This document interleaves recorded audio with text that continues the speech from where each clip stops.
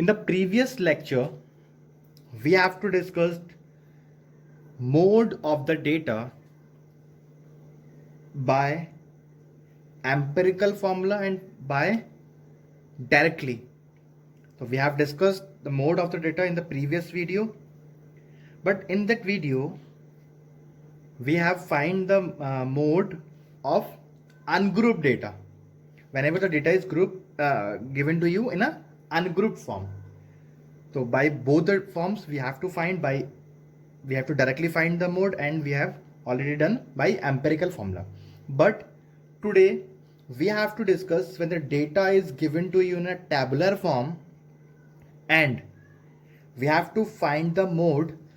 तो first of all we have to in this question जैसे हमें कुछ दिया हुआ है कि first of all you have to find median mean and using empirical formula calculate its mode. So this type of question basically in your book it is given in your book. So we have to do this type of sums today. So we have already completed exercise 21C till question number 2. आज हम करेंगे discuss after the question number 2 from the exercise 21C of class 7th RS Agarwal. So this is the last exercise of this chapter and last 3 questions are left. So the table is given to you in the tabular form, and first of all we have to find the median and the mean. तो हम पहले discuss कर लेते हैं कि what is the empirical formula and how to find mode by empirical formula. So empirical formula is mode equals to 3 median minus 2 mean. So when you are going to find the mode by empirical formula, so it is necessary, or you can say it is compulsory, you have to find median and mean of the data. If you are unable to find, अगर आप ये find नहीं कर पाएंगे तो it is difficult to find the mode by empirical formula. So it is compulsory, it is necessary to find the median and then mean. Then you have to find the mode by empirical formula. So today we are going to discuss about this. So first of all, we are discussing the question number 3 of exercise 21C. So I am writing here exercise 21C, question number 3. ठीक है, the table is given to you. If the table is given to you in a raw form or not in ascending or not in descending form, so first of all you have to convert in ascending or descending form. So question number 3, in the question number 3 the values are given to us in the ascending order. तो हम इसको rows की form में दिया, we have to make as a column wise. Like in the first column we have to write daily wages. ठीक है, in the second column we have to write number of workers. मेरे पास थोड़ा board छोटा है, मैं इसको नीचे लिख लेता हूं, just a minute. Daily wages means that they earn per day. Second, number of workers, then how many workers earns money. ठीक है, तो first of all I am going to write the values in it. उसके बाद हम देखेंगे आगे हमें क्या राइट करना है, उसके अकॉर्डिंग 1 by 1 हम चलते रहेंगे. ठीक है, तो in this we have to write firstly जो गिवन वैल्यूज है. फर्स्ट है 30, the wages in the form of rupees, ये आपको रुपीज की फॉर्म में गिवन है. इसको हम एक्स बोलते हैं या एक्स आई, और फ्रीक्वेंसी को एफ आई बोलते हैं. ठीक है, ये आपको याद रखना है, x I and F I. तो ये हो गया हमारा 300, 375, 450, 525 एंड 600. ठीक है, दिस वन इज 6, 8, 9, 12 एंड 10. तो एक टेबुलर डेटा गिवन है, आपको पता होगा when the data is given in the form of table, तो एक मीन निकालने का दूसरा फॉर्मूला होता था first of all we have to multiply X I into F I, और फॉर्मूला था sigma F I into x I upon sigma F I. आपको याद आ रहा होगा टेबुलर फॉर्म के लिए. तो मीन निकालने के लिए वही वाला फॉर्मूला अप्लाई होगा. But in this question first of all we have to find the median. पहले हमें मीडियन फाइंड आउट करनी है. तो whenever we are going to find the median, तो हमें क्या याद है कि लास्ट हमने एक्सरसाइज में पढ़ा था कि मीडियन फाइंड करने के लिए for tabular data we require to find CF means cumulative frequency. तो मैं शॉर्ट फॉर्म में लिख देता हूं इसको CF, that is called cumulative frequency. तो we need to find cumulative frequency. कैसे फाइंड आउट होती है वो देख लेते हैं. फर्स्ट यही नंबर रहता है, आपको पता होगा. सेकंड इन दोनों को ऐड करना है, दैट इज 14. थर्ड इन दोनों को ऐड करेंगे, दैट इज 23. नेक्स्ट इन दोनों को ऐड करेंगे, दैट इज 35. नेक्स्ट इन दोनों को ऐड करेंगे, दैट इज 45. तो हमारा वैल्यू 45 सही आई है. इसमें यही बोल रहा था दे आर 45 वर्कर्स. ठीक है. तो मीडियन निकालने के लिए हमारे पास टेबल कंप्लीट हो चुकी है. इसको बाद में मैं प्रॉपरली ड्रॉ कर दूंगा. तो here n equals to 45 means odd. तो we have to use the formula to find the median for odd. क्या था? n plus 1 upon 2th term और ऑब्जर्वेशन. ठीक है. क्या आ जाएगा ये हमारे पास? सामने लिख देता हूं मैं. n मतलब 45 प्लस 1 अपॉन 2th टर्म कितना आ जाएगा? Equals to 46 upon 2th term means observation means 23rd the third term equals to. Now see कि which term is on 23rd place. 23rd place पे कौन सा नंबर आ रहा है?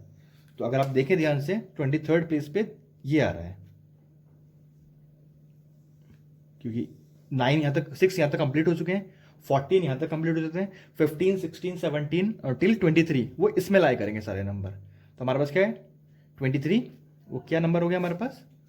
450. तो यू कैन राइट 400 रुपी और दीज आर द वेजेस. तो you have to write unit. तो रुपीज 450. ठीक है. ये हमारा क्या आ गया? मीडियन आ गया. Now we have to find the mean of the data. तो या तो आप दूसरी टेबल बना लें, या फिर आपको जरूरत नहीं है दूसरी टेबल बनाने की, इसी में आप एक कॉलम और बढ़ा लें. नेक्स्ट कॉलम में आपको पता है क्या आया था? When we are going to find the mean by tabular form, तो हम निकालते थे इसमें the product of FI and XI, दोनों का प्रोडक्ट. तो first of all we have to multiply, दोनों की मल्टीप्लाई करते हैं. ठीक है. 6 3 18 मीन्स 1 8 और 2 zeros. अब ध्यान रखना जो सेकंड नंबर राइट करेंगे, यूनिट प्लेस के नीचे यूनिट प्लेस लिखना और टेंस प्लेस के नीचे टेंस, 100 के नीचे 100, जिससे इनको ऐड करने में कोई प्रॉब्लम ना है. ठीक है. 8 5 40 कैरी 4, 8 7 56 and 4 60 carry 6, 8 3 24, 24 and 6 30. तो ये आ गया हमारा 3000. ठीक है. 9 0 0, 9 5 45 carry 4, 9 4 36 and 4 40, 12 5 60, 60 का 0 carry 6, 12 2 24 and 6 30, 30 का 0 carry 3, 12 5 60 और 3 63. ठीक है. नाउ नेक्स्ट वन नीचे लिख लेते हैं इसको. Next this is 600 into 10 6000. ठीक है. नाउ अब मैं टेबल को क्लोज कर देता हूं जस्ट लाइक दिस. ठीक है. You have to use the proper ruler scale, आपको यूज करना है फॉर ड्राइंग दिस. ठीक है. इसको बंद कर देंगे जस्ट लाइक दिस. इस तरीके से बंद कर देना है पूरा. You have to use ruler, वो रूलर यूज करना है. ये बंद हो गई. ठीक है. You have to do just like this. In this column you have to write total, कि how much the total of this. तो first of all we have to know about the formula of mean for tabular data. तो mean means we have to represent mean by x bar equals to sigma fi into xi upon sigma fi means the first of all you have to product fi and xi and you have to add them. उसको add करना है फिर वो ऊपर लिखना है. sigma means summation, add. तो add कर लेता हूँ मैं इसको. सम कितना आएगा देख लेते हैं थोड़ा सा हम इसको ऐड करके. 0 5 8 3 11 कैरी 1 1 ये आ गया 2 3 5 9 15 21 तो 2150 and you have to add this one as well. तो ये इसके इक्वल ही था तो यहाँ पे ले देंगे 45. तो मैं इसे ऐड कर रहा हूँ, देखिए ध्यान से ऐड हो चुका है. अब now put the values 1150 upon 45. ठीक है, आपको टेबल नहीं आती होंगी इतनी बड़ी, कोई प्रॉब्लम नहीं है. आप स्मॉलर नंबर से डिवाइड कर सकते हैं. First of all I am going to divide by 5. 5 9 ज़ा 45, 5 4 ज़ा 20, 1 बचा, 5 2 ज़ा 10, 1 आ गया, 5 3 ज़ा 15 और 0 का 0 हो गया. Now you can cut with, किससे काट सकते हैं? 9 से. 9 1 ज़ा 9, 9 4 ज़ा 36, 63 हो गया. ठीक है, 9 7 ज़ा तो 470. तो मीन कितना आ गया हमारे पास, अब देख रहे हो ध्यान से. Mean equals to ₹470. देखो अप्रॉक्सीमेटली इसी के इक्वल आया है. तो वैल्यूज आपस में थोड़े आसपास ही लाया करती हैं. अब हमारे पास दोनों वैल्यूज आ चुकी हैं. अब हमें क्या करना है, we have to find mode by empirical formula. तो mode equals to 3 median minus 2 mean. ठीक है, इक्वल्स टू 3 मीडियन. तो 3 इंटू मीडियन, मीडियन मतलब 450 minus 2 into 470. First of all I am going to calculate this. 45 है, इसकी multiply करेंगे 3 से, 0 का 0, 5 3 से 15 कैरी 1, 4 3 से 12 और 1 13 माइनस 47 इंटू 2 कर लेते हैं. 0 का 0 आ गया, 2 7 जा 14 कैरी 1, 2 4 जा 8 और 1 9. Now I am going to subtract this. इसको आपस में सब्ट्रैक्ट कर लेते हैं, देखते हैं सब्ट्रैक्ट होने के बाद कितना आंसर आता है. अगर आप नहीं कर पा रहे हैं डायरेक्टली तो you can do rough side. Rough नहीं है मेरे पास, यहाँ कर लेता हूँ मैं. 1350 उसके बाद में रफ कर दूंगा मैं. 940, 0 का 0, 5 माइनस 4 1, 13 माइनस 9 4. तो 410 is the mode of the data. आप देखिए तीनों ही वैल्यू डिफर है. आप देखो तीनों ही वैल्यू सेम नहीं लग रही होंगी आपको देखने में, तीनों वैल्यू डिफरेंट आ रही हैं. और हो सकता है वैल्यूज कहीं लाई भी नहीं कर रही हो इसमें से, उस एक्साई में नहीं गिवन हो. तो it is not necessary, it is not compulsory कि all the values are come from the given data. उसके मिड में कहीं वैल्यू होगी, वो उसकी मतलब इस नंबर से छोटी नहीं होगी और इस नंबर से बड़ी नहीं होगी, मतलब इसके बीच में ही वो वैल्यू लाई करती है. तो आप देख रहे हैं सारी वैल्यू अलग लाई कर रही हैं, डिफरेंट है. मोड भी अलग है, मीन भी अलग है, मीडियन भी अलग है. और ये भी हो सकता था कि सारी ही वैल्यू सेम हो सकती थी. ठीक है, तो इसमें कोई प्रॉब्लम वाली बात नहीं है. तो ये हमारा आंसर कंप्लीट हो गया है. तो till here you have to solve. ये मैंने रफ किया था ऊपर, मैं इसको रफ कर दे रहा हूँ. रफ वर्क था मेरा, इसको मैंने रफ कर दिया. तो this is the solution of the question number 3. ठीक है, first of all we have to find the median, that is 450, then mean 470 and then mode by empirical formula. Now question number 4. तो question number 4 same है बिल्कुल. The following table shows the marks obtained by 41 students of a class. You have to find the median, mean and then mode by empirical formula. So this question you have to do it yourself. मैं आपको question number 5 करा देता हूँ उसका. ठीक है, question number 5 भी same है. The following table shows the weight of 12 players. Weight are given to you of 12 players. You have to find the median, mean and then mode by empirical formula. So here we have to discuss about the question number 5. मैं इसको right कर लेता हूं. First is in the first column wait,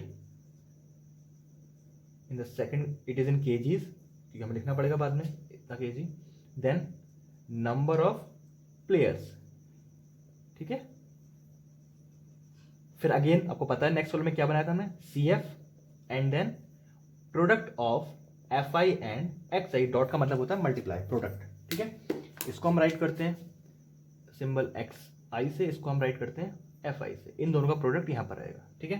now I am going to write the values here, that is if these values are not given to you in ascending or descending, then you have to convert it, but here already given in the ascending order 50, 48, 50, 52, तो मैं इसको directly right कर लूंगा क्योंकि ascending में दे रखे हैं ये 54 एंड 58, ठीक है। These are the weights of the players. ठीक है. How many students having? 48 kg weight, so there are 4 players. 50 kg weights, 3 players. 52 kg, 2 players. 54 kg, 2 players, and 58 kg, 1 player having. Now we have to find the CF. CF आपको पता है, इससे निकल कर आती है, फर्स्ट में 4 ही आएगा. In the second, you have to add them 7, इन दोनों को ऐड करिए, देन 9, इन दोनों को ऐड करिए 11, एंड इन दोनों को ऐड करिए 12. यही हमारा सम ऑफ FI होता है, ठीक है. In the next column we have to write, मैं अभी भी मल्टीप्लाई कर सकता हूँ, बाद में भी कर सकता हूँ जब मुझे रिक्वायरमेंट हो, बट मुझे पता है कि मुझे मल्टीप्लाई करना ही करना है, जैसे मैंने लास्ट क्वेश्चन में किया था. तो आप क्या करें, अभी ही मल्टीप्लाई कर लें, बाद में डायरेक्टली हम सारे क्वेश्चंस को, सारी वैल्यूज को सॉल्व कर लेंगे. तो इन दोनों की मल्टीप्लाई 8 4 32, कैरी 3, ठीक है. 4 4 16 और 3 19, 5 3 15 मीन्स 150.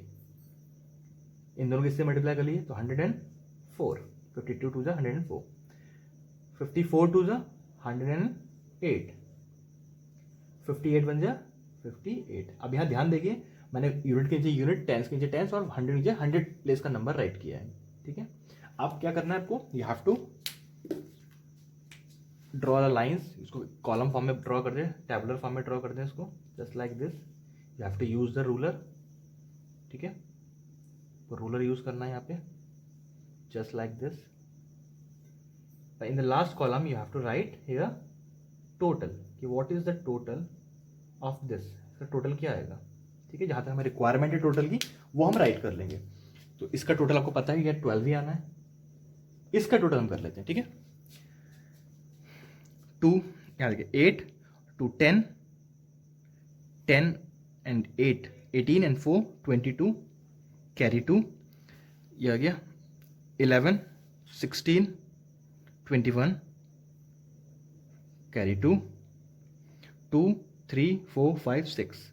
तो 612 इज द वैल्यू. तो first of all we have to find what, median. तो हमें देखना पड़ेगा पहले value of n is what है. तो n equals to 12 means even. तो we have to use here the formula of even number. Even का लगाएंगे हम फॉर द मीडियन. आपको पता है मीडियन इवन के लिए क्या होता है, n upon 2th term plus n upon 2 plus 1 term. थोड़ा सा फॉर्मूला लेंथी होता है, तो आपको याद भी रखना है, वैल्यू फॉर्मूला भी याद रखना है, ठीक है. अपॉन 2 आ गया. Now put the values, 12 upon 2th term plus 12 upon 2 plus 1th term upon 2, ठीक है. सॉल्व कर लेते हैं. 6th टर्म, यहाँ 6 प्लस 1 7th टर्म अपॉन 2, ठीक है. तो आपको इन दो को ऐड नहीं करना है, इन दो की जो प्लेस पे वैल्यूज आ रही है उन्हें ऐड करना है. तो which number comes at 6th place and which number comes at 7th place. अब देखिए 4 प्लेस तक यहाँ नंबर कंप्लीट हो चुके हैं, तो 5 6 7 इसी के अंदर लाई कर रहा है. तो इसमें कौन सा नंबर लाई कर रहे हैं, कौन सी प्लेस के लाई कर रहे हैं, 5 6 और 7 इसी में आ रहे हैं, ठीक है. तो इसमें ही लाई कर रहा है आपका 6 एंड 7, बोथ इसी में आ रहे हैं, आपके दोनों नंबर इसी के अंदर लाई कर रहे हैं. तो मैं लिख लेता हूँ, दोनों में क्या आएगा, 50 आएगा दोनों केसेस में. 50 अपॉन 50 प्लस 50 अपॉन 2, तो कितना हो गया ये 100 upon 2 means 50 kg. This is a median of this, ठीक है. Now we have to find the mean होता है x bar equals to sigma F I into x I upon sigma F i. So we have to put the values here. The values are, the sum of this is 612 upon 12. Divide कर लेते हैं. 12 1 जा 12, 12 5 जा 60, 1 बजा 12 1 जा 12, 51 kg. तो आपके पास mean भी आ गया, मोड भी आ गया. सॉरी, मीन भी आ गया, मीडियन भी आ गया. Now we have to find the mode by empirical formula. 3 median minus 2 mean. I'm going to put the values here. The values are 3 into 50 minus 2 into 51. This one is 150 minus 102. So equals to कितना आ जाएगा देखिए solve करके.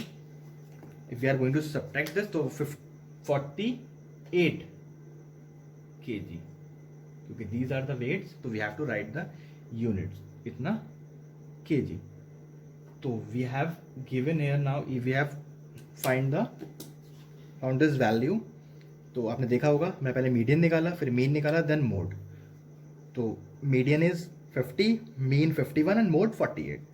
So this is a solution of this question. Hope all of you understand. So you have to do the question number 4 yourself. Thank you.